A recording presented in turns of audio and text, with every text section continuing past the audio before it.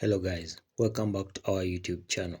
So in today's video I want to be showing you how to use motion blur in CapCut.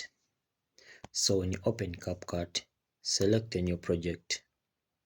So you choose a video of your choice. So I'll choose that video, then I import.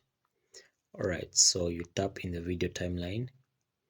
Then when you tap in the video timeline, scroll up to this side till you see motion blur. So motion blur is right here.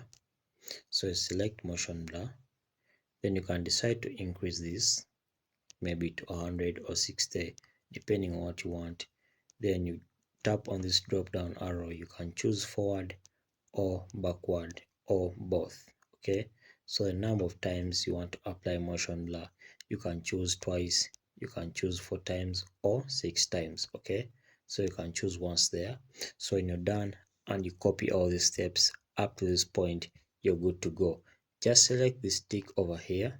Okay, so when you select that tick, you will start applying motion blur on your video, and you just wait for results and you see how motion blur looks like. Alright, so that's how to use motion blur on CapCut. Thank you for watching guys. We shall meet in the next video.